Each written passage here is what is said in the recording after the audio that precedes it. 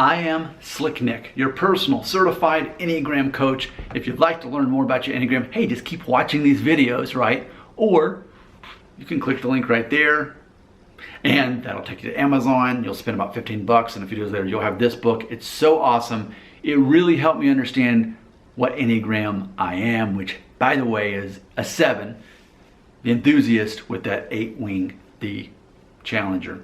So we're going to talk a little bit about that 8, but we're also going to talk about 9s, which is my wife.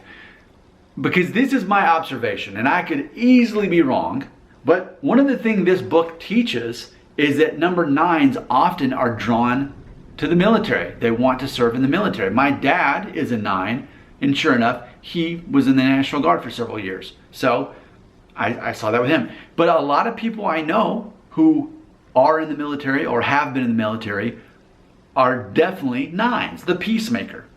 Which, yes, it's ironic because 9s are driven to avoid conflict. They fear conflict. So you think, well, why would someone who fears conflict join the military? Because won't there be a lot of conflict? Yes, but I guess if the grand scheme is that if you're serving in the military, you're basically kind of a stop-loss situation. Let's keep this situation from becoming worse and allowing more conflict to happen. But also because 9s crave structure. They do. So therefore, they're going to naturally be attracted to the military. But then there's also the 8s, the challengers. I would say there's a lot of 8s in the military. They've got that strong energy and that aggressiveness and that assertiveness, and it only makes sense that the military would have a lot of 8s. But I think it's interesting because, well, when you look at the military, in theory, you have less people at the top who are the leaders, and in the military, you have plenty of followers. Of course, some are both, right?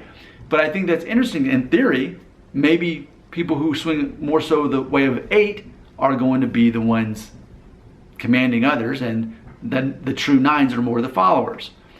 But it's also interesting because what if you are an 8 and your wing is a 9, which would be pretty likely, that you're wanting to take charge, but you also want there to be unity. That makes sense. And it makes sense that a lot of 9s would have an 8 wing, that they want peace, but they're willing to be aggressive when they need to be.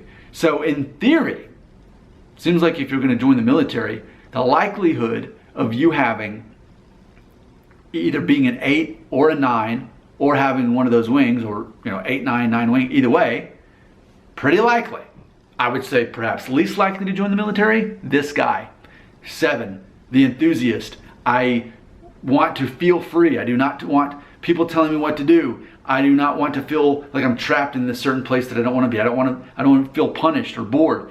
Yeah, I would have to think that there's less Enneagram 7s that choose to join the military. I would even think that there'd probably be less 4s also, because they're the individuals that want to stand out and feel special.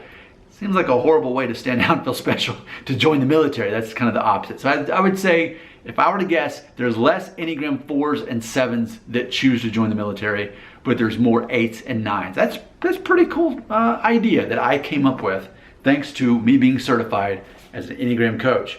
I would love to hear your input. Maybe you're in the military and you know about Enneagram, and you could back me up, or you could say, no, Nick, actually you're wrong. Either way, I want to hear from you right here in the comments.